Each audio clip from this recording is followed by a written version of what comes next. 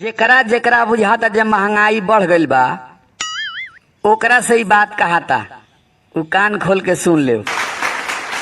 महंगाई बहुत बढ़ गईल बा, काजू किशमिश ढील द।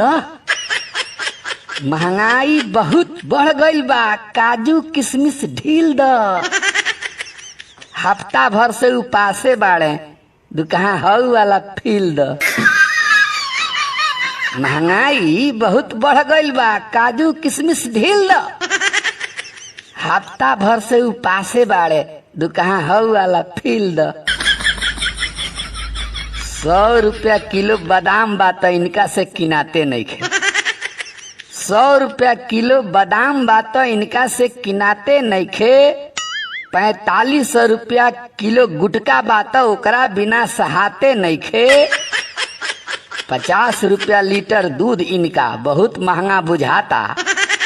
50 रुपया लीटर दूध इनका बहुत महंगा बुझाता।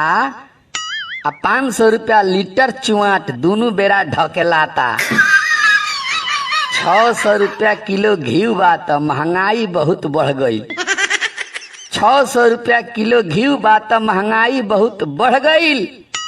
2000 रुपया किलो खैनी बा त चूना के संगे लड़ गई। 100 रुपया किलो सेव बा त मोदी के गरियाई है। 100 रुपया किलो सेव बा त मोदी के गरियाई है। 600 रुपया किलो सुपारी हर समय चबई है। 5 रुपया के कुरकुरा के कहीं है। 5 रुपया के कुरकुरा के कहीं है। ई फाटल बा पूरा सिल द। हफ्ता भर से उपासे बाड़े, दुकान हऊ वाला फील द। 150-200 रुपया सरसों तेल बा त 50 ग्राम किनाई। 150-200 रुपया सरसों तेल बा त 50 ग्राम किनाई। 300-400 का पेट्रोल रोज मोटरसाइकिल में फूकाई। 800 रुपया काजू बा त परबो के ना भेटाई। 800 रुपया काजू बा त परबो के ना भेटाई। 8000 रुपया किलो सिगरेट बा तो रोजो पाकेट किनाई।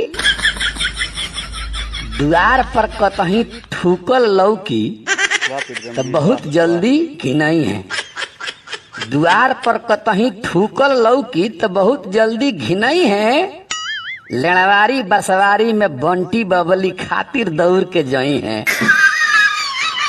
माथा दाढ़ी छोड़ के इनकर, माथा दाढ़ी छोड़ के इनकर ढोढ़ी दुकाहा छील द।